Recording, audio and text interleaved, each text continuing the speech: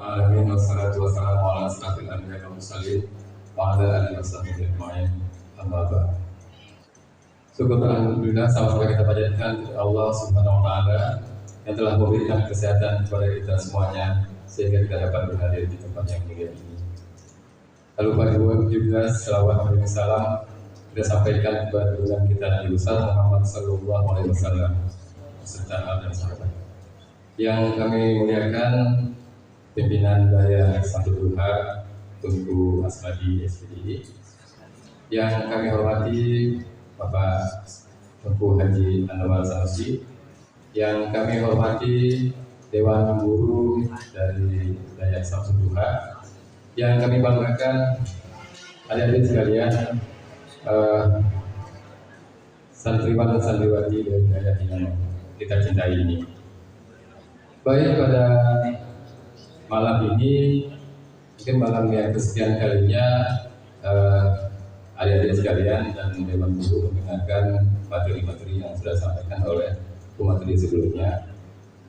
Izinkanlah kami pada malam hari ini menyampaikan sedikit materi, mungkin kita juga saling diskusi nantinya. Judul yang diberikan kepada saya ini, kepada kami, yaitu mengenai manajemen dan kemandirian. Nantinya kami lebih kepada menyampaikan materi terhadap kemandirian dari Daya ini sendiri. Jadi ada dua sebenarnya kemandirian bagi santri dan kemandirian bagi daerah. Nanti kami lebih fokus akan menyampaikan bagaimana ada program-program yang bisa nantinya PT Usaha Muda bekerjasama dengan Daya dalam hal nantinya kita bekerjasama untuk membuat atau menciptakan kemandirian dari Daya itu sendiri. Baik, pada permulaan ada yang tahu nggak dengan PT TIM? Pernah masuk nggak ke PT TIM? Belum pernah ya. Kalau belum pernah, kita nonton video dulu bagaimana TIM di dalam. Silakan Pak Sidan. Sejak dulu, Indonesia terkenal dengan kekayaan alamnya yang luar biasa, tentram, subur, dan makmur. Hamparan hijau terbentang dari ujung barat hingga ke sudut timur. Zamrud Khatulistiwa, julukan yang disematkan bangsa-bangsa di dunia kepada bumi pertiwi. 24 Februari 1982, kami lahir dari tangan anak-anak terbaik bangsa di atas lahan seluas 161 hektar. Kami hadir sebagai salah satu penggawa industri pupuk Nusantara dengan mengusung visi menjadi perusahaan pupuk petrokimia yang kompetitif. Visi ini mendorong kami untuk memberikan yang terbaik. Pupuk Iskandar Muda merupakan anggota holding dari PT Pupuk Indonesia Persero yang berlokasi di Krunggegung, Aceh Utara, Provinsi Aceh. Penetapan lokasi pembangunan pabrik PT PIN di Aceh Utara berdasarkan faktor ketersediaan cadangan gas bumi sebagai sumber bahan baku serta letaknya yang sangat strategis dengan negara tujuan ekspor. Kami memiliki dua pabrik urea masing-masing berkapasitas 570.000 ton per tahun, dua pabrik amonia berkapasitas 330.000 dan 396.000 ton per tahun. Untuk memastikan ketersediaan pasokan pupuk ke seluruh konsumen, kami mengoperasikan bulk storage berkapasitas 70.000 ton, batch storage berkapasitas 5.000 ton, dermaga berkapasitas 20.000 dwt, dua tangki amonia dengan kapasitas total 10.000 ton, satu unit laboratorium sentral, fasilitas water intake, serta unit perbengkelan sebagai fasilitas utama untuk pemeliharaan dan perbaikan pabrik. Dengan teknologi dan fasilitas yang dimiliki, kami mampu melahirkan produk berkualitas prima dan berdaya saing tinggi, mengantarkan kesuburan kepada pelanggan menjadi komitmen kami. Pupuk Iskandar Muda bertanggung jawab dalam ketersediaan dan penyaluran pupuk bersubsidi sesuai ketentuan dari pemerintah dan pemegang saham dengan prinsip 6T yang selalu kami pegang teguh. Pupuk Iskandar Muda juga berperan penting dalam memenuhi kebutuhan pupuk non-subsidi di dalam negeri, serta ekspor ke berbagai negara. Menjadi solusi bagi petani, itulah ambisi kami. Program Agro Solution kami jalankan untuk mendongkrak produktivitas pertanian dan memenuhi kebutuhan pangan nasional. Kami siap melangkah jauh mengarungi era baru yang serba dinamis dan penuh tantangan. Langkah-langkah pengembangan kami tempuh untuk tetap menjadi bagian penting dalam mendukung kemakmuran rakyat dan negeri dengan membangun beberapa proyek pengembangan seperti pembangunan pabrik NPK berkapasitas 500.000 ton per tahun, pengembangan industri di lahan Iskandar Muda Industrial Area atau IMDA melalui reaktivasi pabrik H2O2, reaktivasi Water Treatment Plant atau WTP, pembangunan infrastruktur jaringan utilitas, dan masih tersedia lahan yang cukup luas untuk pengembangan internal maupun bagi investor yang ingin berinvestasi di IMDA. Dalam setiap kegiatan, kami memberikan prioritas tertinggi terhadap aspek lingkungan, kesehatan, dan keselamatan kerja guna menciptakan kondisi aman dan sehat bagi setiap karyawan Pupuk Iskandar Muda. Pengabdian untuk negeri dengan berlandaskan budaya kerja akhlak menjadi keseharian kami. Tata kelola perusahaan yang baik mendorong kami menjadi perusahaan yang mandiri dan bermartabat. Kesuksesan Pupuk Iskandar Muda tergambar dalam berbagai pencapaian yang diperoleh dan apresiasi dari publik baik di tingkat regional dan nasional. Pupuk Iskandar Muda turut hadir memberikan manfaat bagi masyarakat dan lingkungan sekitar melalui bantuan rumah sehat sederhana, program PIM Care Education, pembinaan pada usaha kerajinan tas Aceh Hartina, perawat rumah dan furnitur Kaya Galeri, budidaya ternak kambing, program Tani Sejahtera, dan program CSR unggulan lainnya. Kami siap melangkah maju, mengawal Ibu Pertiwi, hari ini, esok, dan nanti.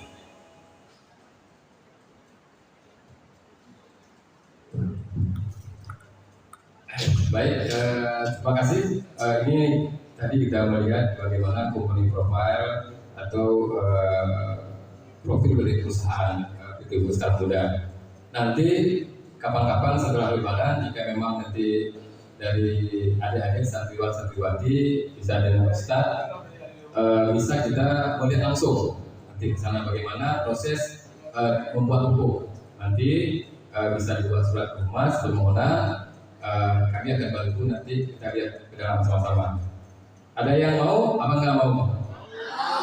Alhamdulillah. Nanti saya dan Ustaz bisa kita coba lihat ke dalam bagaimana yang sudah pernah kita lihat ini.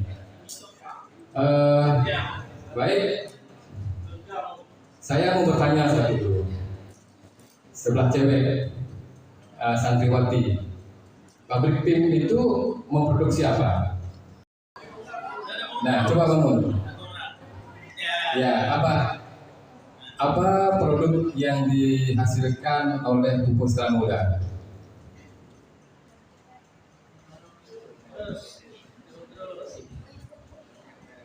Ya, Pupuk Iskandar Muda itu menghasilkan apa dia? Pupuk apa dia? Harus berani.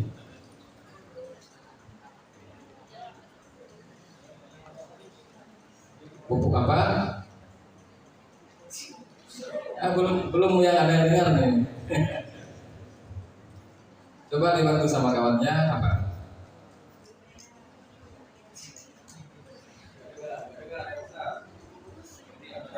Yang keras. Pupuk urea, benar. Kemudian dari santri.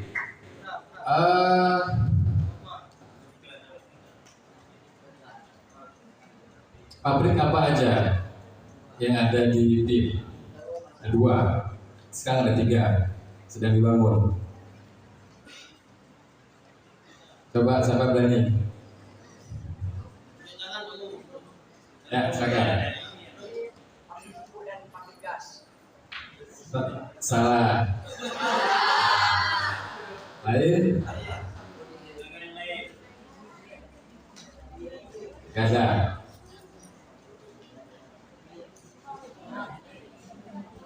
Pabrik amonia dan pabrik urea.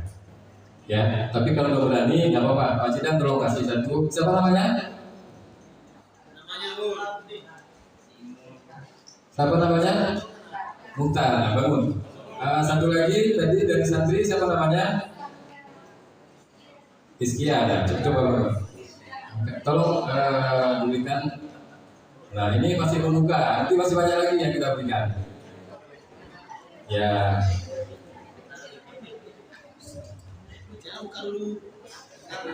Ya, baik. Kita lanjutkan. Nanti ada lagi. Jadi ini judulnya yaitu strategi manajemen daya untuk daya sehat dan santri hebat. Nah, bagaimana nanti kita membuat daya kita sehat, kemudian santri juga santri hebat.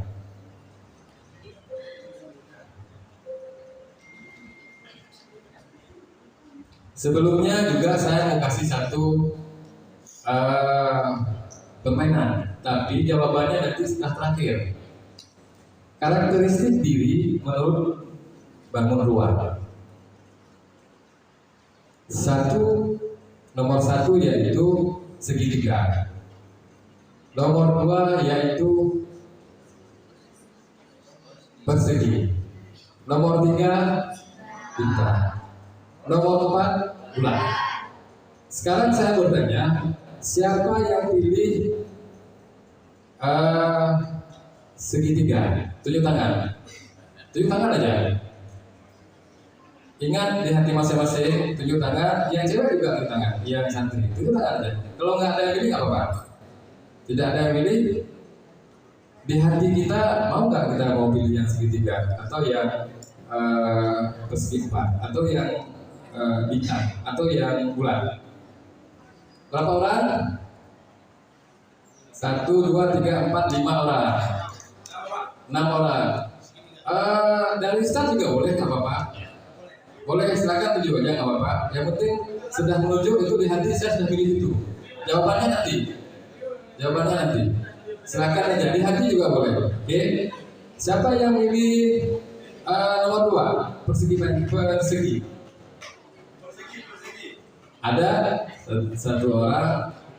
Jangan pilih bulan semua nanti. Santri juga boleh, silakan. Yang bintang, pilih bintang. Ya, pilih bintang. Cewek nggak ada yang pilih bintang, nggak ada yang pilih persegi, nggak ada yang pilih segitiga. Oke, 7, 8.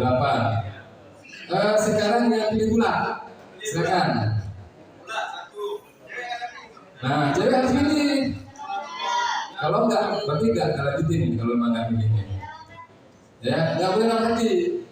Saya ulangi. Oke, baik. Yang cowok-cowok, yang santri sudah pilih semua ya. Yang santriwati nih, yang milih segitiga, tunjuk tangan aja, sebentar aja. Oke. Yang milih persegi. Yang lain lagi? Enggak ada. Satu pun enggak ada. Oke, yang pilih bintang. 1, 2, 3, 4. Oke, yang pilih bulan. Nah, enggak boleh ini kalau dalam pemilu abstain namanya, enggak pilih apa-apa dia. Semua enggak dipilih. Rugi kita kalau nggak pilih. Karena memang nggak ada ternilai nanti kita karakteristik diri kita itu apa. Nggak ternilai nanti kalau nggak milih. Ya udah, kalau nggak milih sudah nggak apa-apa. Tapi yang santriwan tadi udah milih kan? Ada yang pilih bulan nggak? Ada, oke. Ya, banyak yang pilih bulan. Baik, nanti ini setelah ini baru kita jawab. Nah, kita akan masuk ke materi dulu, biar penasaran nih. Ya. Nah, daya sehat santri hebat. Ada 3 ini. Lingkungan, bagaimana terhadap lingkungan, bagaimana terhadap ekonominya, dan bagaimana terhadap pendidikannya. Ada environment, economic, dan education. Di dalam lingkungan ini ada daya daya ramah lingkungan berbasis partisipatif. Partisipatif artinya itu kerjasama kita semuanya dan menjadi daya modern adiwiyata. Daya adiwiyata ini punya program pemerintah yang namanya daya model adiwiyata. Adiwiyata ini daya yang berbasis terhadap lingkungan yang bersih sehat. Ini namanya adiwiyata. Kemudian dari sisi ekonomi, yaitu ada santripreneurs. Santripreneur ini yaitu santri yang mempunyai usaha. Jadi santri yang punya wirausaha sendiri, yang punya wirausaha itu namanya santripreneur. Kemudian juga dari sisi ekonomi daya juga mempunyai koperasi. Nah, bisa koperasi syariah simpan pinjam, bisa juga toserba. Nah, di sini ada nggak nih koperasi syariah? Koperasi daya. Kalau ada, ini silakan mungkin bapak-bapak ustadz, ustazah bisa melakukan mengembangkan lagi unit kerja simpan pinjam syariah. Di PIM kami juga mempunyai koperasi syariah, koperasi karyawan syariah. Ada dulu saya juga sempat jadi pengawas koperasi sana juga. Kemudian ada 2 orang dari dokter dari Unimal, 2 orang sebagai pembinanya. Jadi simpan pinjamnya secara syariah nantinya. Bisa untuk mengembangkan juga berdaya itu sendiri. Kemudian koperasi toko serba ada. Nah, ini di beberapa daerah kita melihat punya koperasi. Kalau kita lihat daerah Palu Gading, ini punya SFS, punya SMA. Yang jualannya itu ada yang jual kitab, ada yang jual baju di Kubuku. Ini punya koperasi. Saya juga pernah menanyakan ke punya koperasi katanya. Mereka sudah sampai kepada membuka usaha di luar. Di samping koperasi sendiri juga punya menjual kitab, menjual buku tulis segala macam, itu juga ada. Di daerah Palu Rada, Abu Yunus, Jabal Nur juga saya juga melihat ada koperasi menjual berbagai macam peralatan untuk santri. Nah, ini mungkin kalau misalnya sudah ada bisa dikembangkan. Kalau belum ada, saya nggak tahu juga. Ini silakan nanti akan dibangun. Kemudian selain kegiatan pendidikan yang sifatnya formal di daerah,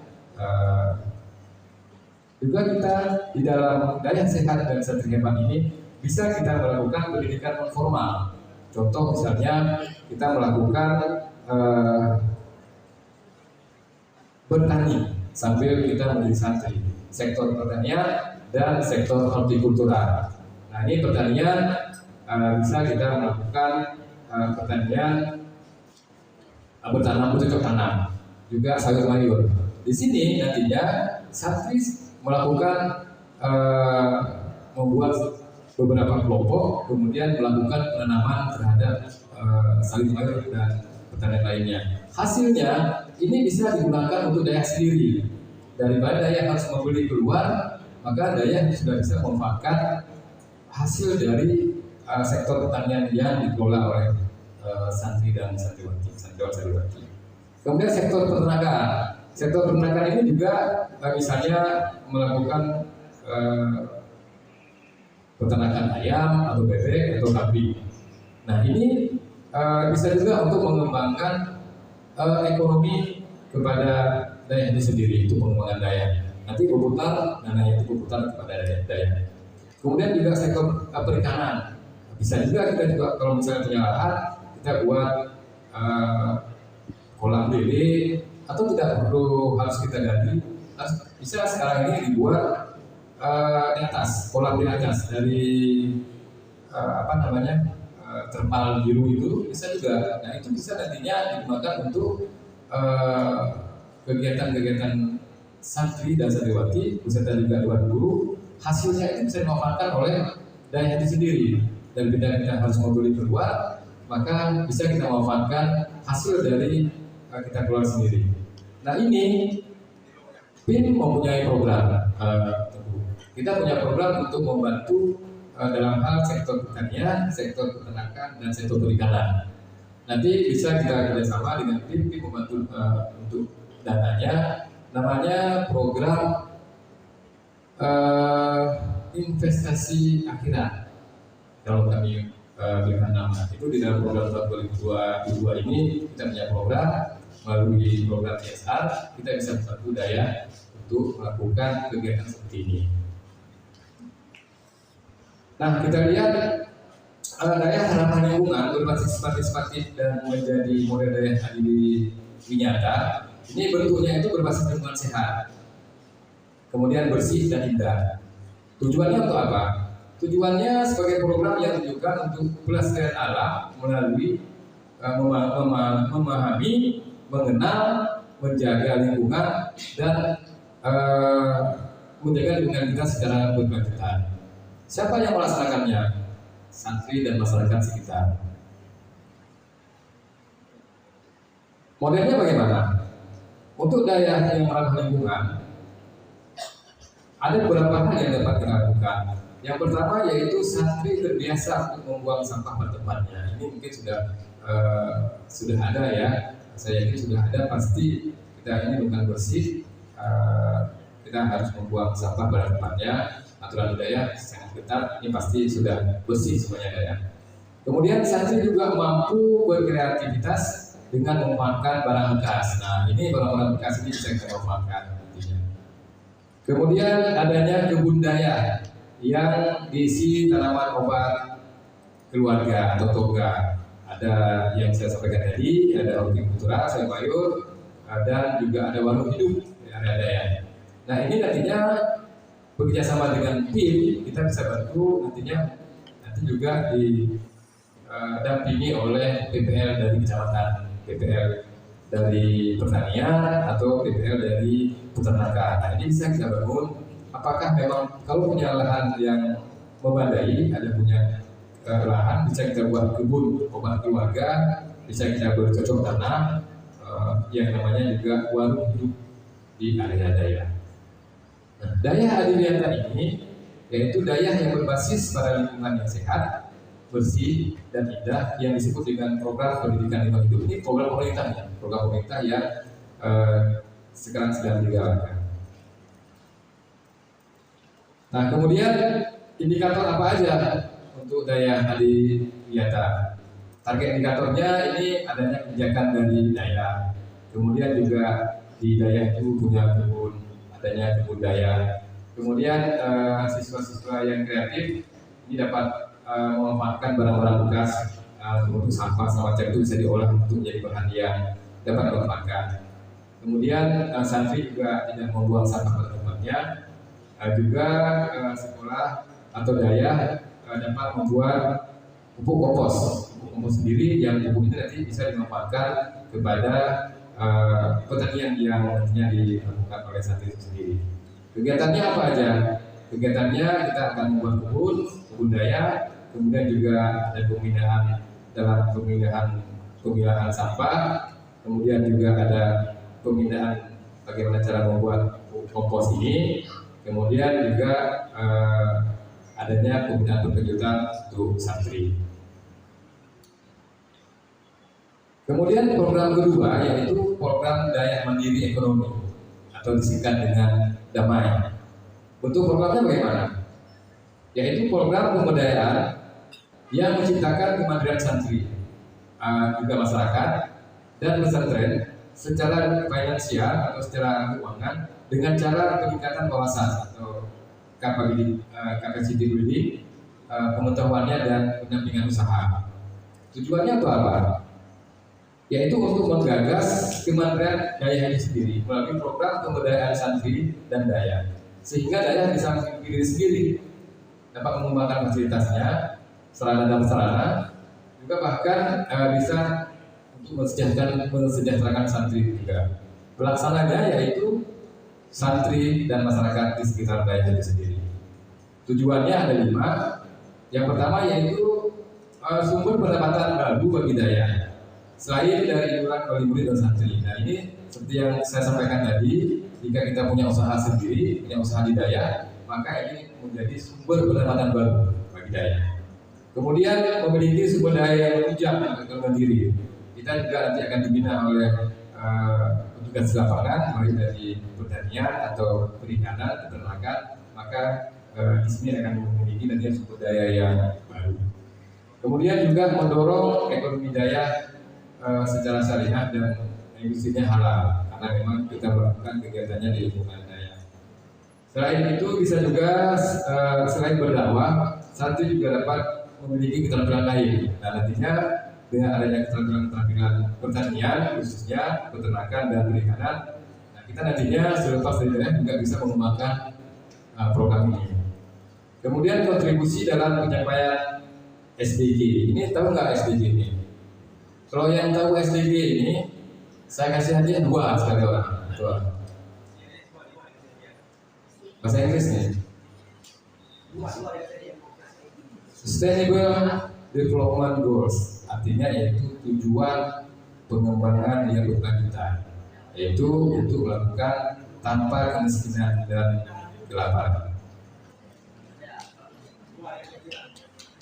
Nah, ini lanjut dari program Damai itu sendiri, yaitu santripreneur. Apa itu santripreneur? Yaitu wirausaha santri, seseorang yang menuntut ilmu di daya dan tinggal di daya, yang mampu berwirausaha dengan produk-produk baru dan inovatif. Inilah namanya santripreneur. Selepas dari daya, dia bisa mengembangkan inovasinya untuk kehidupannya di luar daya, selain bisa menjadi pendakwah. Nah, kemudian manfaatnya apa? Manfaat bagi santri, selain bisa berdakwah, santri juga memiliki keterampilan di bidang wirausaha lainnya, memiliki pendapatan untuk kebutuhannya sehari-hari selanjutnya. Bagi daya apa? Bagi daya dapat menjadi lembaga pemberdayaan ekonomi berbasis daya yang amanah, kemudian juga mendukung program pemerintah untuk daya yang mandiri ekonomi.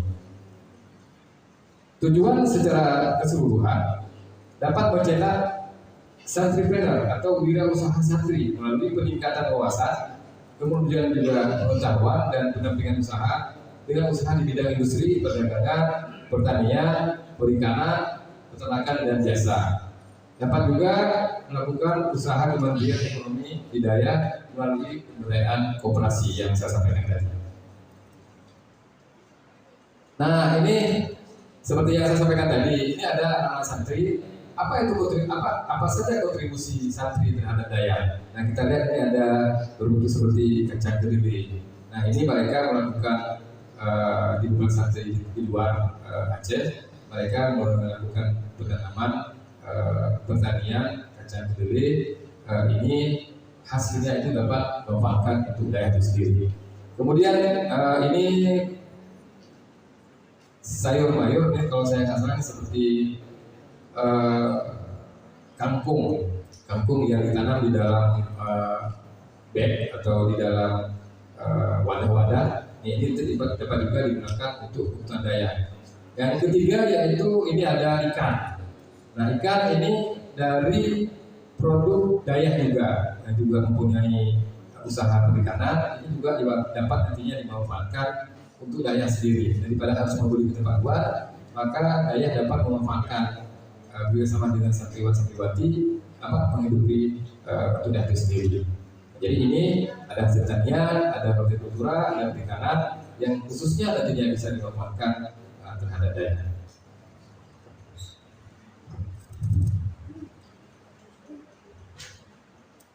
Nah, kalau kita melihat dari beberapa sumber yang ada, petani ini bukan orang-orang yang sembarangan.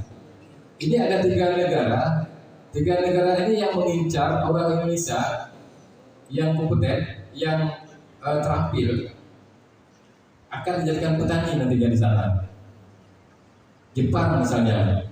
Jepang ini negara yang mempunyai industri perikanan dan agronomis, yang mempunyai industri ikan dan mempunyai industri pertanian. Nantinya petani-petani Indonesia, orang-orang yang mempunyai wawasan pertanian yang terampil, yang mempunyai wawasan yang luas terhadap pertanian, maka ditarik nih, direkrut nih oleh Jepang untuk dijadikan sebagai pekerja di bidang perikanan dan pertanian. Kemudian di Korea Selatan, yang kedua negara Korea. Korea Selatan, mereka mempunyai sektor perkebunan yang cukup luas. Pekerja-pekerja Indonesia ini selain yang TKI, kalau TKI itu di luar yang terampil.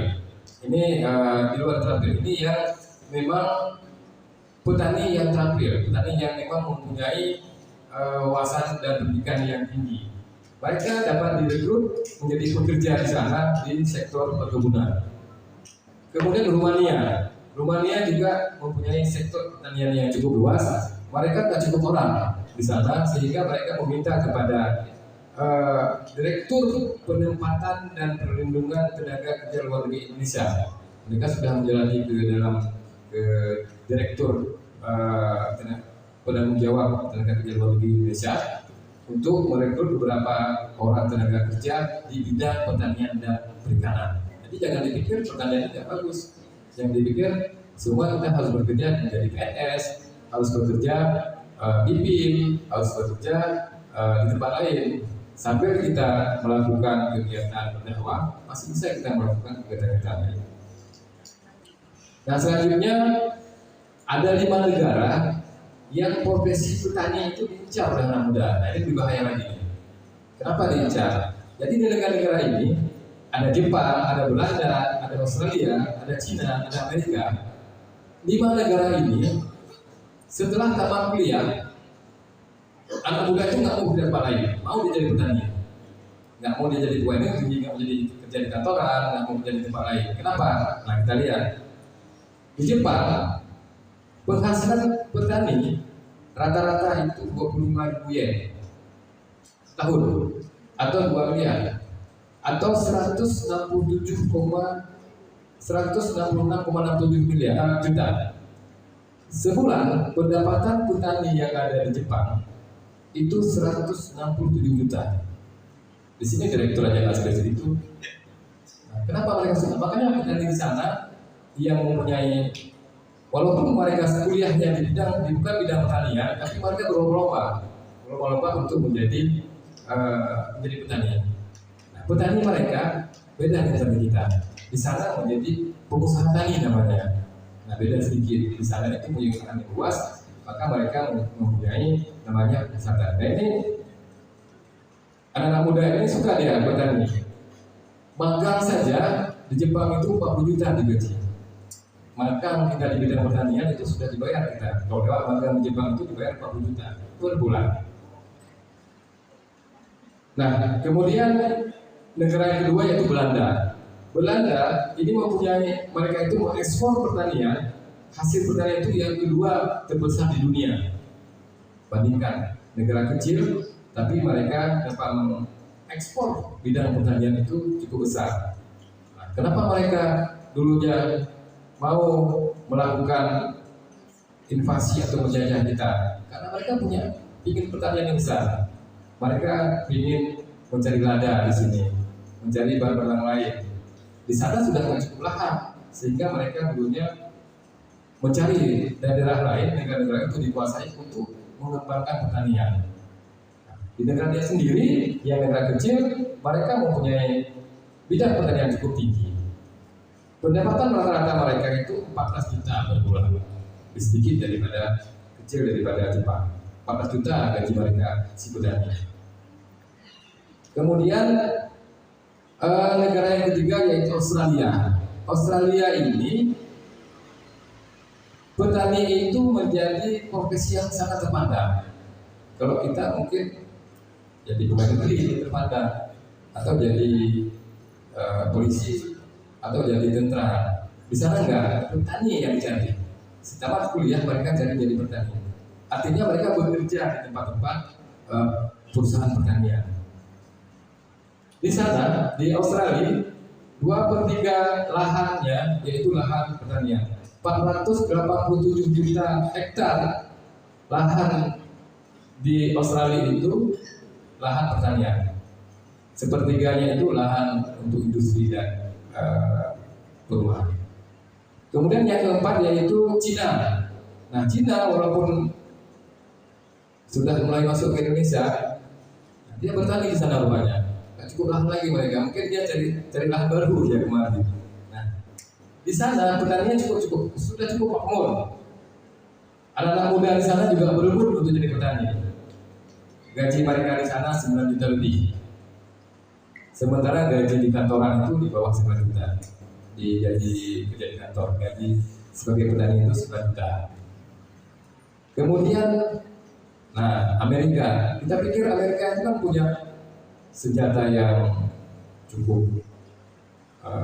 dahsyat, kemudian punya industri yang besar dan punya gedung yang bertingkat. Tapi hasilnya, rupanya di Amerika ini penghasilan terbesar negara Amerika yaitu juga di sektor pertanian. Penghasilan petani di sana 78 juta sebulan. Nah, jadi bukan hal yang biasa jadi petani. Lanjut. Nah, ini sekilas informasi-informasi yang dapat kami sampaikan terhadap program-program yang sudah disampaikan atau yang sudah dilaksanakan oleh PTP. Seperti ini rumah sehat sederhana, BIM sudah membangun dari tahun 2005 sampai dengan 2021, ini sudah 272 sampai akhir 2021 280 rumah sudah dibangun. Kemudian juga BIM dalam program beras suampa juga sudah ada melakukan bantuan terhadap masyarakat yang kurang mampu. Kemudian tim Care Education ini tim peduli terhadap pendidikan. Kami juga memberikan beasiswa, sudah pernah memberikan beasiswa selama 3 tahun penuh untuk siswa SMK SMPI. Kemudian juga kita berikan beasiswa untuk anak-anak lingkungan yang kurang mampu. Kemudian juga kita berikan beasiswa kepada anak-anak TNI Polri. Ini memang program dari pemerintah yang terakhir di bawah ini. Kemudian juga program air bersih. Nah, ada beberapa tempat kita melakukan realisasi bantuan sarana MCK. Kita buat di sana, sumur bor juga ada beberapa tempat. Kemudian kita juga melakukan program pemberdayaan masyarakat. Ini yang saya merahkan ini yang bisa kita lakukan kerjasama dengan daerah. Misalnya program Tani Sejahtera. Ini sudah pernah dibuka. Sekarang sedang berjalan di Udada, Kampung Tani Sejahtera. Ini ada beberapa KWT ini, kelompok wanita tani. Ada 3 KWT ini, Pak Tengku.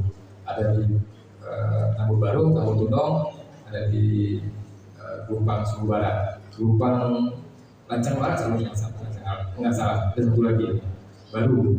Kemudian juga ada UMKM di di Blangme, kemudian juga ada bantuan dukun kepada nelayan, kemudian juga ada program lokal bisnis development, ini pengembangan terhadap bisnis di lokal di desa lingkungan, juga untuk sentra atau untuk pengembangan oleh-oleh di daerah lingkungan kita sendiri. Kemudian ada program YES, program Youth Entrepreneurship. Nah, di sini juga kita lakukan pelatihan, sudah melakukan presentasi dan barista kopi. Karena nantinya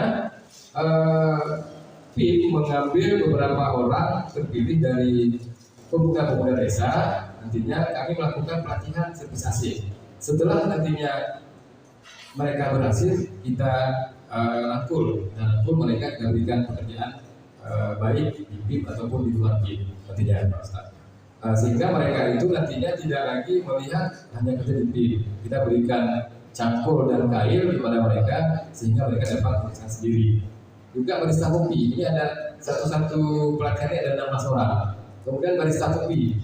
Barista kopi ini kita lihat ada beberapa tempat yang mereka sudah jalan sendiri. Ada satu namanya Rufi Kopi di Simpang Asia Jalan, itu hasil dari binaan dari PIM. Kemudian juga yang di Simpang Arut itu ada namanya Hungrypedia Kopi. itu juga mereka. Kemudian di PIM jumpa kopi juga mereka. Ada beberapa orang sudah direkrut dibawa ke Sabang, ada yang ke Medan. Ini mereka kita bina, kita latih mereka. Kemudian juga pelatihan berkas. Hal-hal kecil nih, tapi sebenarnya itu juga cukup bermanfaat. Kita dapat melakukan membuat kegiatan sendiri dan ini tidak tergantung pada orang lain.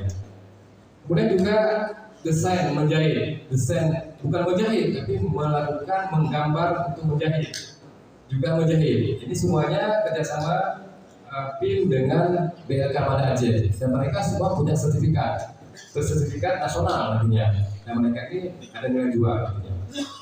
Kemudian juga ada kelompok tani tambak lele, budaya lele, juga menggunakan forum narapidana di Dewan Taran. Program kesehatan kita juga ada bantuan ambulan, kemudian oksigen saat COVID, kemudian juga adanya asosiasi aksa aku sehat itu bahaya terhadap remaja.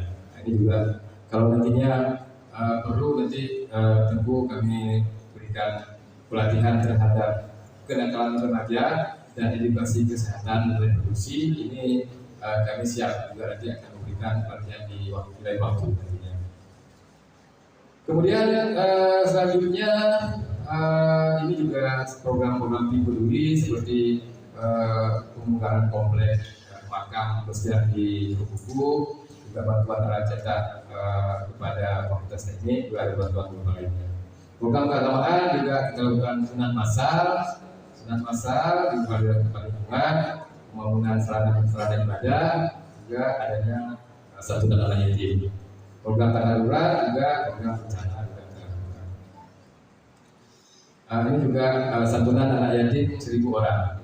Di dalam setiap tahun PIM juga ada melakukan santunan anak yatim 1.000 orang.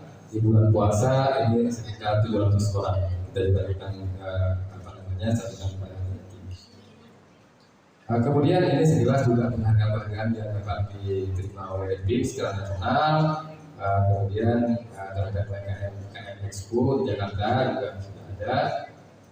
Kemudian juga ini Selat Libur yang di Banda Aceh. Kemudian ini penghargaan Uja TV di Banda Aceh. Kemudian yang terakhir kemarin tanggal 14 kita juga mendapatkan award terhadap atau penghargaan implementasi tanggung jawab sosial lingkungan perusahaan terhadap lingkungan tahun 2021 terbaik kedua di seluruh Aceh terhadap pembinaan terhadap lingkungan. Nah mungkin ini yang dapat kami sampaikan. Sebelumnya saya maaf mungkin ada yang kurang jelas ataupun memang kurang berkenan. Selanjutnya kami mintakan kepada boleh bapak-bapak ustazah atau santriwan, santriwati, jika memang ada yang bertanya silakan kami berikan 3 pertanyaan. Silakan. Ya, 3 pertanyaan, 3 orang.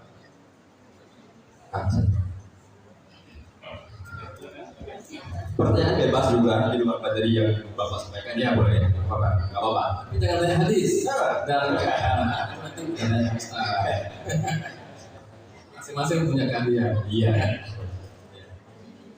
Yang berkenalan dengan PIM ya. Ada PIM yang bayangin mana-mana gitu ya kan pada Bapak boleh.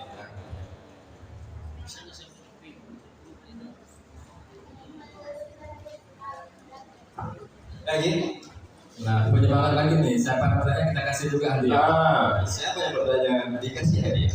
Ada cewek? Ada? Oke, tempat tadi. Ya, silakan. Namanya ya, nama dan silakan.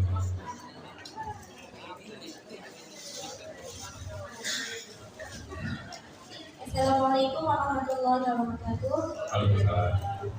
Perkenalkan, nama saya Rizkia Monika Mutia. Saya perwakilan dari kelas 1 Mohon maaf Ustaz, saya ingin bertanya, apakah boleh seseorang membuka sebuah usaha hanya diiringi sebuah teori tanpa berpengalaman? Sekian. Assalamualaikum warahmatullahi wabarakatuh. Waalaikumsalam. Olahraga. Ya dua lagi. Ya, dua lagi. Atau langsung dulu? Boleh. Namanya tadi kepanjangan, nanti nama panggilan saja yang mudah kita ya. Nama panggilan siapa? Ruskia. Ruskia. Ya, Ruskia. Ada Ruskia. Dalam melakukan usaha sebenarnya harus mempunyai keahlian. Bagaimana cara untuk melakukan keahlian? Kita harus belajar. Misalnya adik-adik mau melakukan usaha menjahit misalnya. Nah, kita harus mencari ataupun mencari tempat-tempat pelatihan untuk menjahit sebulan kah atau 2 bulan, sehingga dengan keterampilan seperti ini lebih mudah dan lebih cepat kita pahami. Misalnya seperti itu. Kalau memang ada bakat, ada 1-2 orang, tapi dari 100 mungkin 1 orang yang dia punya bakat tidak mempunyai tidak perlu dibimbing. Ini namanya seperti otodidak namanya. Nah, ada, tetapi keahlian ini kita harus ada pembimbing, harus ada pelatihan. Mudah kita cari pelatihan. Apa aja mudah. Minimal kita bisa belajar dari Google misalnya. Google kita lihat, misalnya nih adik-adik suka memasak misalnya, memasak gulai prik misalnya, pasti bertanya kepada ibunya bagaimana cara memasak gulai prik. Mungkin kita buat sendiri, atau minimal kita membuat gudeg misalnya yang orang tua kita nggak bisa buat, tapi kita harus membuat. Pasti kita mencari di Google atau mencari di literatur lain sehingga nantinya kita bisa lakukan. Intinya yaitu untuk pendalaman materi itu harus ada prakteknya. Nah, seperti itu. Cukup? Berarti cukup? Ya, Terima kasih sudah muat ya. Ya, langsung mungkin dari Job, silakan. Tolong. Iya.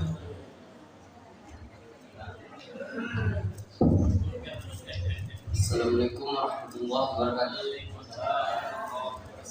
Perkenalkan, nama saya Toha. Saya perwakilan dari kelas 2 Senuya. Mohon maaf Ustaz, saya ingin bertanya, apa itu yang dimaksud dengan hukum aminiyah dan untuk apa digunakan? Sekian, terima kasih. Assalamualaikum warahmatullahi wabarakatuh. Ada salah. Nah, ini pertanyaan yang khusus nih. Karena tahu dia mungkin saya dari tim ya, maka bertanya itu ya. Baik. Sebenarnya dari tadi kita memang mau menyampaikan bagaimana proses pembuatan itu. Tapi karena judul yang diberikan ke saya ini manajemen dan kemandirian, maka kami sesuaikan dengan itu. Tapi nggak apa-apa, kami akan menjelaskan. Tadi memang sekilas sudah kita sampaikan video mengenai PT Bos Muda. Namun belum lengkap. Harusnya ada 1 video lagi bagaimana cara membuat pupuk. Secara singkat, di sana itu ada 2 pupuk, ada 2 pabrik amonia dan pabrik urea. Nah, bagaimana cara membuat pupuk itu? Nah, ini sulit bisa dipahami karena bahan bakunya dari gas. Bahan baku dari gas, abrakadabra jadi pupuk. Nah, seperti itu. Tapi harus lihat di dalam bagaimana dengan tekanan yang tinggi, kemudian temperatur atau suhu yang sangat tinggi, maka ini diolah nantinya dengan pabrik akan menjadi pupuk. Nah, saya sampaikan seperti ini. Gas itu dialirkan dari arun ke pin. Ini gas itu di bawah 0 derajat, cukup dingin. Kemudian dipanaskan dengan temperatur yang sangat panas sampai dengan 1000 sampai dengan 1300 derajat. Gas itu dalam bentuk metana. Kalau kita lihat bagaimana gas dikorek api, mohon maaf saya juga bawa korek api hari ini merokok, mereka merokok saya dalam puasa ini. Tapi ini bencana. Nah, di korek api ini ada gas. Gas yang muncul ini namanya butar, C3H8. Yang gas yang diciptakan bumi itu C1H4. Itu kalau di sana gas kita bakar, di sini terbakar, daya bakarnya cukup tinggi. Itu dibakar dengan temperatur yang sangat tinggi di dalam dalam tangki atau di dalam wadah. untuk melepaskan C dengan H. Nah itu dia. Kan tadi CH4. Kalau dari kimia itu kita tahu bahwa rantai karbon itu dipecahkan dari C dan H menjadi H. Itu dengan temperatur tinggi. Jadilah H2, hidrogen. Hidrogen ini bercampur dengan N2 di udara itu menjadi amonia, NH3. NH3 ini nantinya ketika dia menjadi cair, temperaturnya itu minus 35 derajat minus. Cair dia minus. Air cair itu cair itu 23 derajat seperti ini air. Kalau kita lihat ini temperaturnya 20-an derajat, 20 derajat. Kalau es 0 derajat, ya kan? Amonia min 36 cair. Nah, bagaimana kita lihat? Min 36 cair ya. Semana dinginnya. Ini butana ini, kalau gas yang nampak kita lihat yang nampak gasnya, itu temperaturnya minus 20 derajat. Minus ya, karena butana juga, karena dia gas juga, mencairkan. Makanya ketika kita pegang yang bocor, dingin tangan kita. Ya kan? Pernah nggak ada yang pegang korek? Ada yang ngomong nggak? Nah, nggak pernah. Pasti ada yang ngomong. Nggak baik. Nah, kalau kita pegang, pasti dingin. Dingin itu adalah temperaturnya cukup di bawah 0 derajat. Es itu 0 derajat. Satu, untuk apa amonia tadi? Amonia itu jadi, maaf, seperti misalnya apa itu amonia? Itu air urin kita, air kencing, air pipis kita, persis seperti itu. Baunya pun seperti itu. Nah, kalau misalnya ini maaf anak pendidikan apa saya sampaikan, kalau misalnya sering-sering buang air kecil misalnya di kamar mandi, pasti dia kekuningan seperti itu. Itu karena dan bau itulah bau amonia. Tapi kalau tidak sering-sering ditampung kemudian disiram di tanaman, itu jadi pupuk. Nah seperti itu. Tapi kalau sering-sering jadi racun karena amonia tinggi sekali. Jangankan tanaman, beton aja jadi rusak. Beton aja jadi rusak seperti itu. Itulah dia amonia tinggi.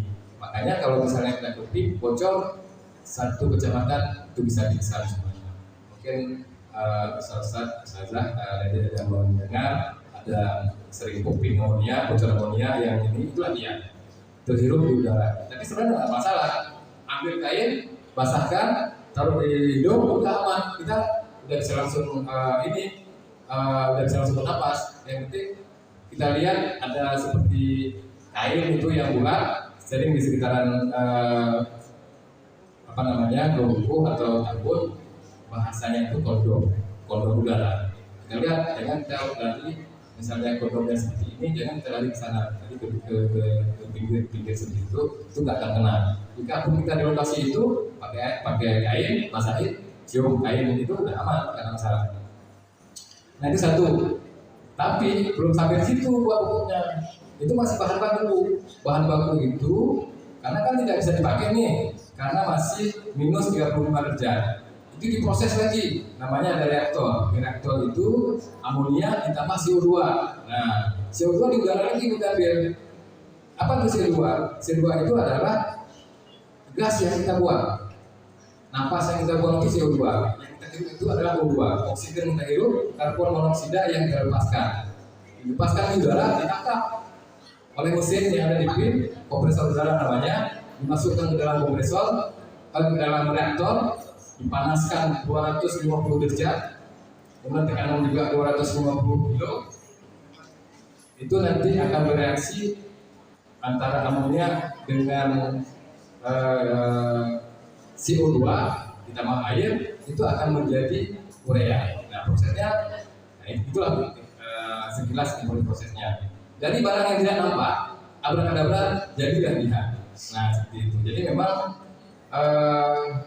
prosesnya ini untuk pabrik pupuk itu tersulit nomor 2 di dunia prosesnya. Yang pertama membuat nuklir, yang kedua membuat pupuk.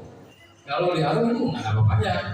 Arum itu hanya gas, dipanas gas diturunkan tekanan menjadi cair, maka itu gas itu dialirkan, dia melakukan distilasi, memisahkan antara mana yang gas, mana yang air. Air itu kondensat yang dibuang, yang dibakar. Yang dibakar itu adalah gas yang dicampur dengan air, kondensat namanya. Kalau gas itu ditampung, baik diekspor atau dikerupi. Bukan cuma itu, gas yang masih bercampur dipisahkan air, dipisahkan jadi gas. Nah kalau PIM lain, gas itu yang diproduksi. Nah sumber gas di mana aja? Selain gas dari dalam tanah, bisa juga dari batu bara. Batu bara yang nilai bakarnya itu 6.000 kilokalori, itu bisa dibuat, diproses dengan teknologi yang tinggi menjadi gas batu bara. Gas batu bara itu dibuat gas. Setelah jadi gas, baru diproses lagi jadi pupuk. Jadi namanya pupuk itu pupuk urea ya. Pupuk urea ini tidak bisa diciptakan oleh perusahaan swasta biasa, tidak bisa dibuat. Di PIM ini di Indonesia ini hanya ada 5. Di Aceh itu ada PIM, ya, di Bandung atau di Kujang itu ada pupuk Kujang Cikampek, di Cikampek. Kemudian di Palembang itu ada Pusri. Kemudian di Jawa Timur itu ada pupuk petrokimia Gresik. Kemudian di Kalimantan, di Bontang itu ada pupuk Kalimantan Timur. Karena memang bahan bakunya dari gas, nggak bisa dibuat oleh yang lain. Tapi untuk pupuk NPK itu mudah. Beli aja pupuk urea, beli KCL, beli fosfat, campur seperti petani di orang tua kita dicampur jadi NPK, blending namanya dicampur. Tapi untuk membeli urea, untuk membuat urea nggak bisa. Kalau fosfat masih mudah. Fosfat itu banyak mengandung kadar fosfat tumbuhan. Itu misalnya dari kotoran kelelawar, kotoran burung segala macam, itu menjadi banyak fosfat, itu bisa. Kemudian untuk kalium barang tambah, ini masih bisa diambil di Rusia, di Yordania, di mana itu masih ada tambang. Seperti itu deh penjelasannya. Itu butuh waktu 1 jam kalau jelasin itu. Nah ini singkat aja. Walaupun pusing-pusing itu yang dapat kita sampaikan. Bahannya ada tapi jangan malam ini. Lain kali kita sampaikan lebih jelas. Terima kasih. Mungkin ada satu lagi. Ya, tolong. Coba dulu. Saya nih, tunggu dulu ya. Soalnya tadi ya, diingat ya. Tadi saya.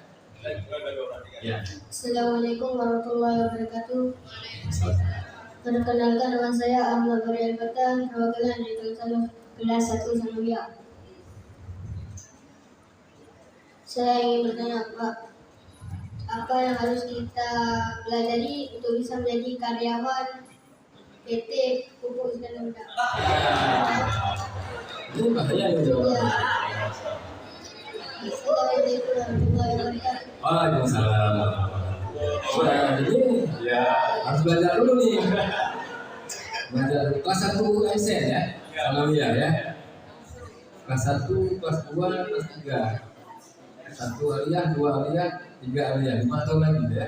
Kemudian tambah lagi 4 tahun lagi kuliah. Nah setelah kuliah sudah kita dapat kerja. Nah, tapi nggak apa-apa. Yang penting kita punya semangat. Yang pertama harus punya keahlian, mempunyai harus pintar lah kita. Tidak harus teknik, bisa kita kuliah di ekonomi karena juga kantor kan pekerjaannya di kantor itu orang ekonomi. Bisa juga teknik, kalau mau teknik itu nanti orang yang hidup di pabrik. Nah bisa juga misalnya kuliah nanti di hukum, kita juga punya orang hukum atau kerjanya manajemen, masuk ekonomi juga, nggak masalah. Yang penting belajarnya dulu, insya Allah. BIM sedang membangun satu pabrik lagi ini, pabrik NPK. Jadi pabrik NPK, insya Allah Desember 2022 ini sudah berproduksi. Nah nanti saya 5 tahun lagi udah pensiun. Nah mungkin siapa namanya? Ahmad Badawi insya Allah nantinya masuk tim ya. Oke, ini ada saksi semuanya, ada ustaz-ustaz ya. Saya 5 tahun udah pensiun deh. 5 tahun lagi udah pensiun, 5 tahun lagi pensiun. Kemudian nantinya kan 5 tahun masih tamat SMA, masih tamat aliyah. Tamat 4 tahun lagi, ya kan? 4 tahun lagi kuliah. Nah, baru nanti dibuka tes. Kalau tes IPIM untuk karyawan IPIM itu dibukanya di koran selama 5 hari dibuka. Tapi sekarang karena PIM itu punya induk perusahaan itu Indonesia, dibukanya nggak di PIM lagi sekarang, bukanya di Jakarta. Awalnya sekarang, kadang-kadang kami juga nggak tahu, tiba-tiba sudah ada orang dalam. Nah, ya memang semua dijadikan tadi yang saya bilang tadi, ada PIM, ada Busri, ada Petro, ada PKT, itu semuanya tunduk untuk Indonesia yang ada di Jakarta. Ya, semangat yang penting, semangat belajar, ya kan? Walaupun nanti kita dari daerah, banyak kawan-kawan saya itu dari daerah Pusat Bulung, dari beberapa daerah itu juga menjadi PIM. Tamat SMA langsung menjadi PIM. Itu seperti bapak yang sebelah kanan itu, tamat SMA langsung menjadi PIM. Ya, Pak Nasruddin. Ya, oh maaf, tadi nama saya Pak Saifuddin ya. Panggil Pak Pur aja. Nggak masalah, nggak mau lagi kuliah jika memang ada buka usaha, dibuka lowongan, nanti bisa dipilih. Tapi harus kita lihat kalau masuknya tingkat SMA, nanti lama kita bisa karir kita. Kalau kuliah S1 itu lebih cepat karirnya di atas. Mau apa? Mau langsung setelah aliyah atau kuliah dulu? Jangan-jangan nanti kuliah dulu tak dapat lagi kesempatan. Ada juga seperti itu. Setelah kuliah, setelah masuk, kemudian ngambil S1, ambil S2 sama, bisa juga seperti itu. Nah, ada lagi Ustaz boleh atau gimana? Ada dari tulisnya. Boleh, silakan.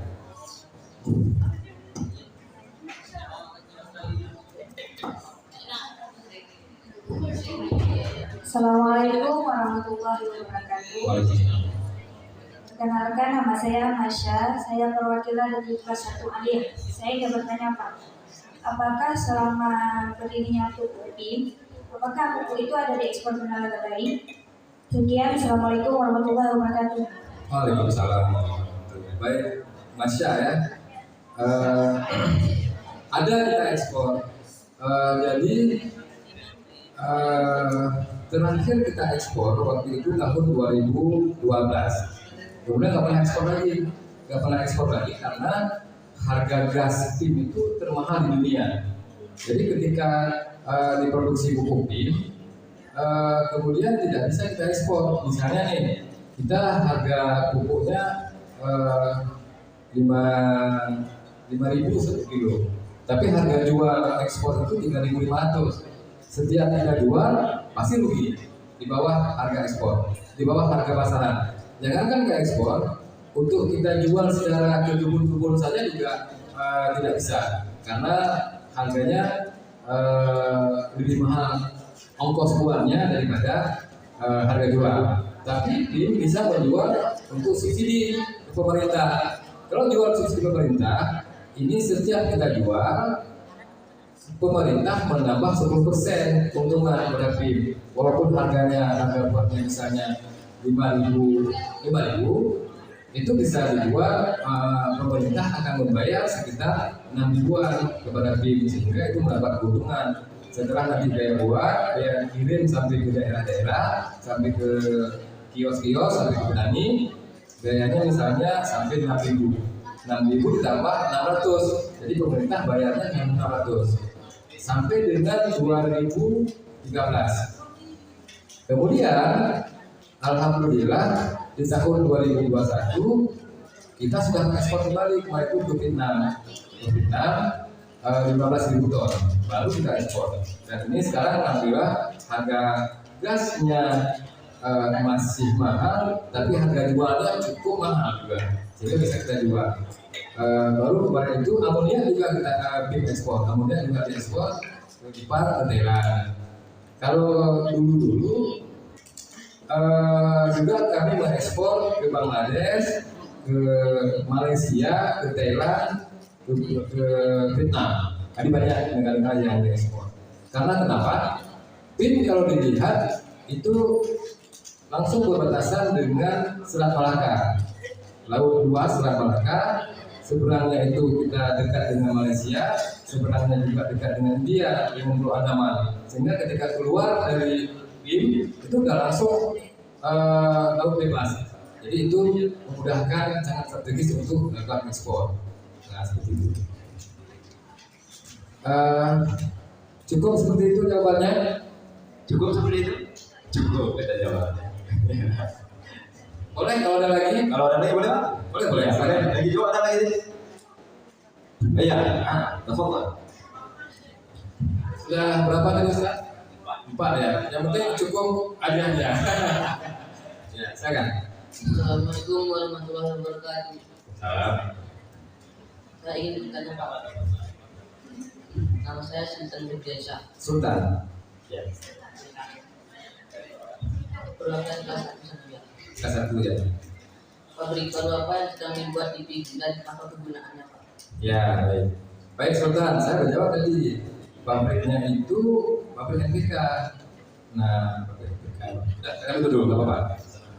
Assalamualaikum warahmatullahi wabarakatuh. Waalaikumsalam. Ya, baik Sultan. Yang dibangun itu yang sekarang itu tadi juga nampak yang sedang dibangun kan, pabrik NPK. N itu dari urea yang saya sampaikan tadi.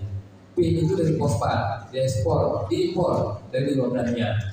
Kemudian kalium dari Rusia.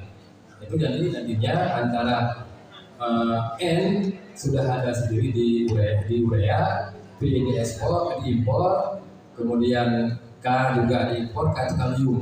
Kalium itu untuk batang, fosfat itu, P itu untuk bunga dan buah, N itu untuk daun. Jadi kalau misalnya kita gunakan untuk sayur, untuk bayam, untuk sawi, untuk kangkung, itu nggak perlu fosfat, cukup N saja, cukup urea saja, karena dia nggak berbuah. Bayam nggak berbuah, sawi nggak berbuah, kangkung nggak berbuah, cukup urea saja. Tapi untuk yang lain, misalnya coklat, kelapa sawit yang berbuah, ubi, ketela, seperti itu perlu. Padi misalnya, padi juga perlu P karena dia banyak buahnya. Perlu K juga kalium supaya batangnya itu kalau angin nggak lepas dia jatuh. Nah, fungsinya itu, fungsinya ada N dari urea, ada P dari fosfat, ada K. Nah, nanti Sultan kita ikut sama Ustaz nanti kita lihat dari sana, ya. Baik. Ya, terima kasih. Mungkin satu lagi dari cewek. Boleh ya, 3 cowok, 3 cewek. Ada lagi? Satu orang lagi. Apa tahu sih?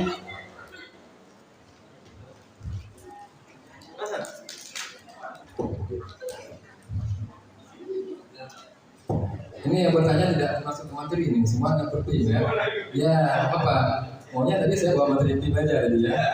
Assalamualaikum warahmatullahi wabarakatuh. Waalaikumsalam. Saya ingin bertanya Pak, apa manfaat dari kita bertani? Assalamualaikum warahmatullahi wabarakatuh. Namanya tadi siapa? Namanya siapa?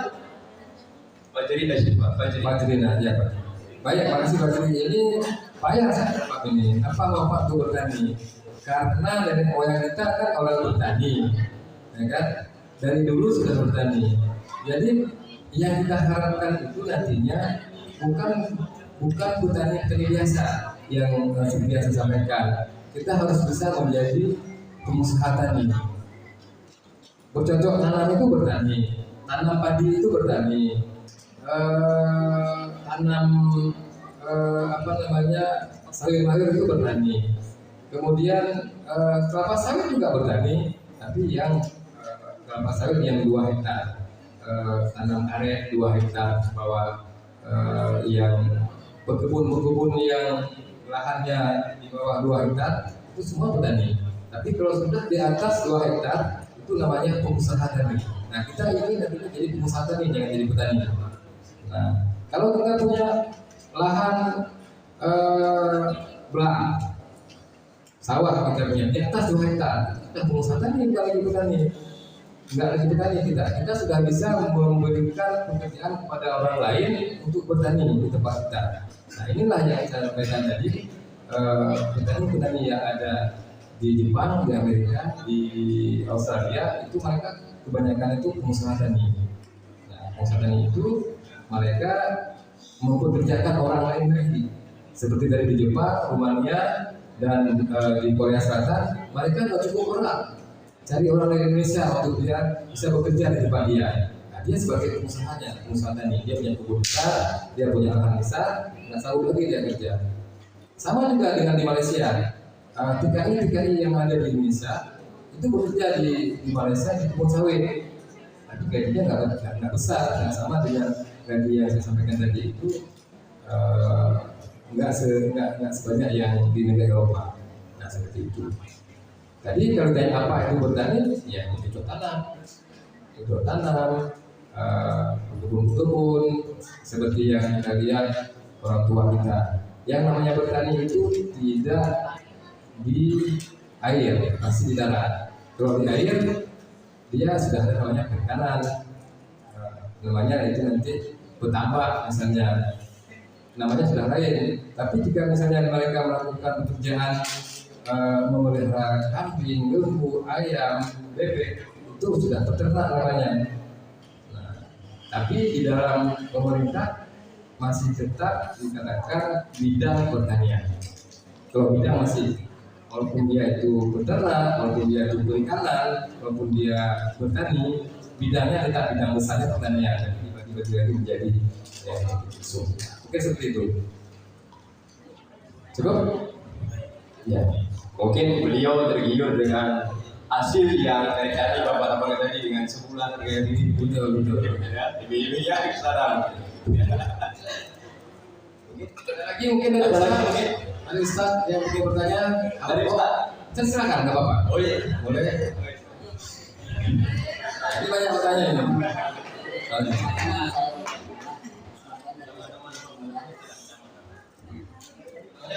Dari Rahmat, silakan ya sengaja.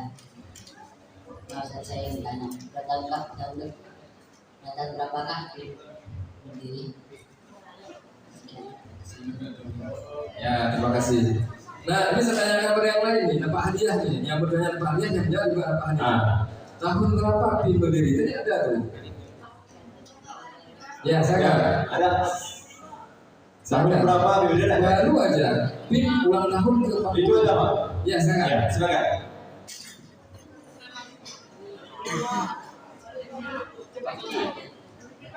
Lanjut aja bapaknya, saya akan jadi itu boleh. Oh, situ juga boleh.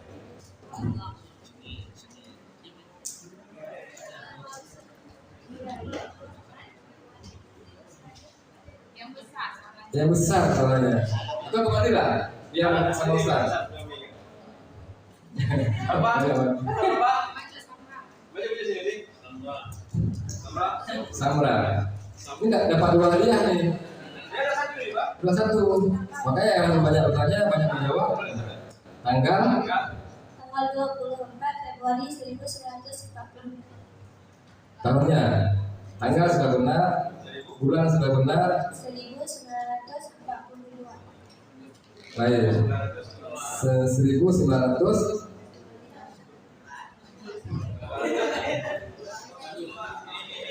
Tambah 40 lagi.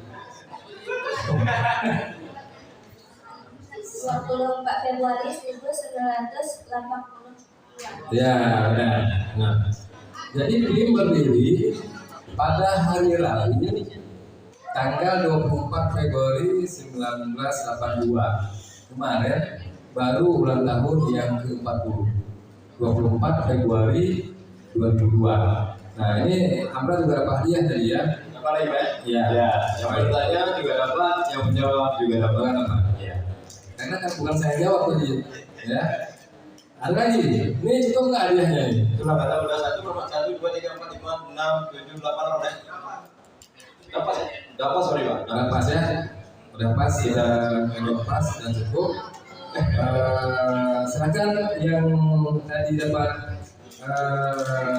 bertanya dan menjawab ke depan lah untuk Iya, yang jawabnya cuma ini 4 orang.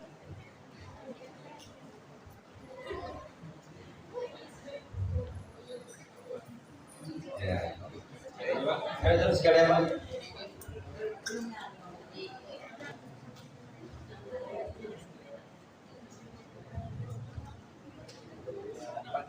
Iya.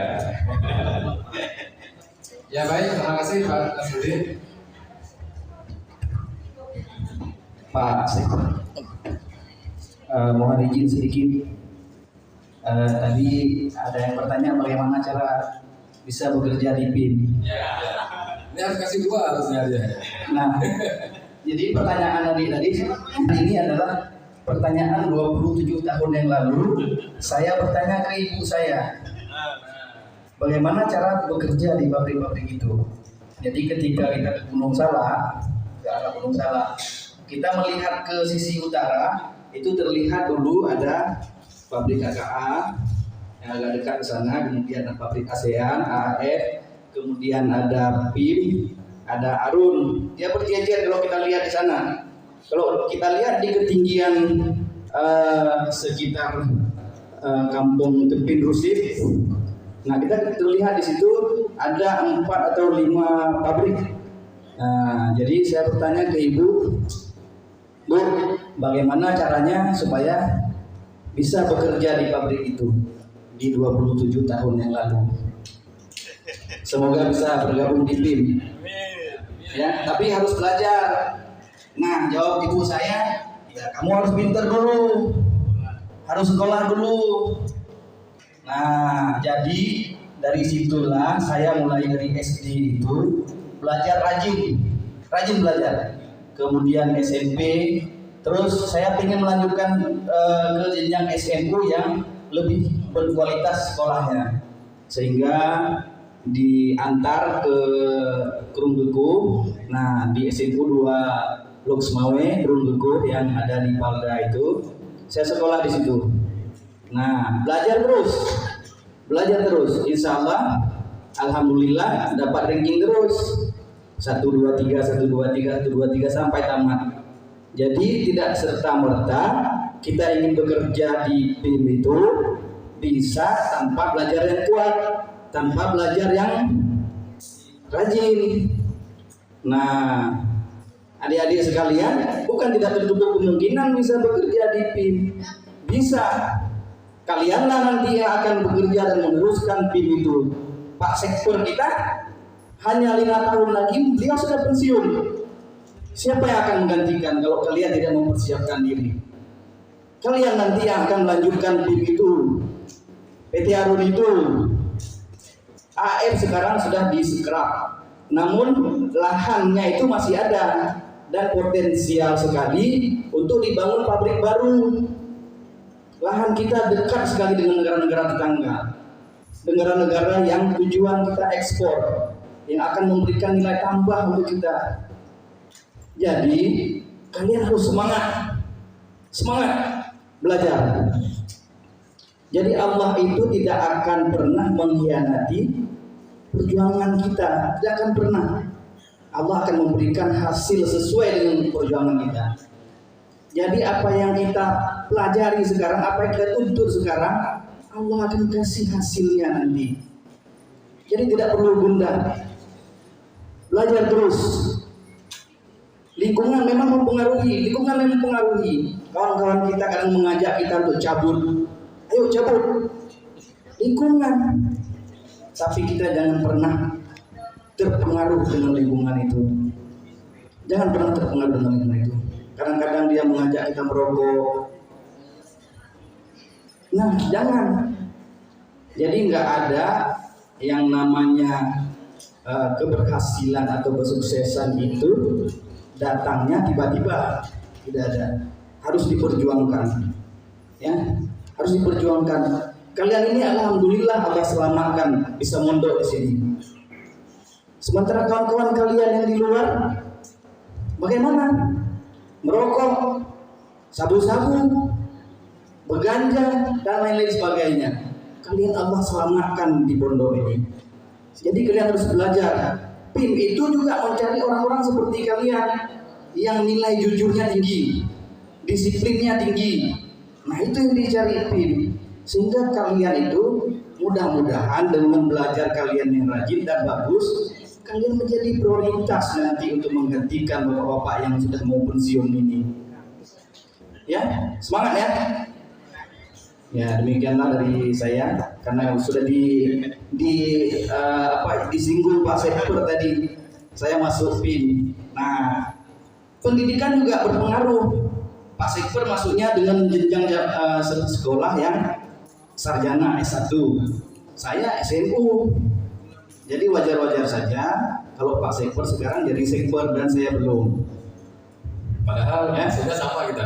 Ya, padahal masuknya sama. Nah, jadi intinya itu kalian harus rajin belajar. Ya. Demikianlah dari saya. Baik, masih ada utang saya satu lagi. Sebelum kita akhiri, masih ada utang satu lagi belum menjawab pilihan adik-adik tadi atau usaha-usaha tadi. Kalau ada yang milih, masih ingat siapa yang milih segitiga? Jangan tunjuk lagi. Masih ingat dalam hati? Oh, saya tadi milih segitiga. Oh, saya milih 4 persegi. Oh, saya milih bintang. Oh, saya milih bulan. Adik-adik yang cewek ingat kan? Yang cowok ingat ya? Nah, kita lihat sekarang. Kalau salah, bukan saya yang salah, yang nulis ini salah. Kemudian yang pilih bintang, dia suka nih. Kalau lihat suka dia bintang di hati dia ini nggak bisa kita milih-milih. Memang di hati kita seperti ini, terbawa ini kecenderungan. Orang-orang ini yang milih bintang cenderung berpikir besar, pantang menyerah, senang dengan pujian, dan menghargai waktu. Nah, yang pilih bintang ini dia suka dipuji, kemudian dia konsisten dengan waktu, dan dia berpikir besar. Nanti juga dia bisa jadi oleh Pak. Ini. Nah, yang terakhir nih, yang pilih bulan. Kira-kira apa nih yang pilih bulan? Yang pilih bulan, ini kalau salah bukan saya yang salah ya. Nah, yang pilih bulan, orang-orang ini cenderung pikirannya kepada lawan jenis nih.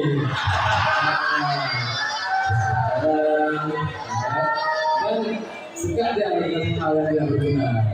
Nah, saya nggak tahu siapa pilih ya. Ini hadiah dari penelitian yang sudah dibuat oleh orang-orang dulu. Ini seperti ini. Ya, demikian dari kami. Dulu apa yang segitiga sekali lagi? Ya, oh yang segitiga. Yang segitiga. Nah. Oke, udah. Nah, demikian yang dapat kami sampaikan. Kebetulan kami mohon maaf jika memang ada penyampaian dari kami yang kurang berkenan. Sikap kami dalam penyampaian kami mohon maaf yang sebesarnya. Ini yang dapat kami sampaikan. Mungkin di lain waktu kita bisa ketemu lagi tentu dan saudara sekalian. Kami akhiri wabillahi taufiq wal hidayah. Wassalamualaikum warahmatullahi wabarakatuh. Waalaikumsalam warahmatullahi wabarakatuh. Terima kasih.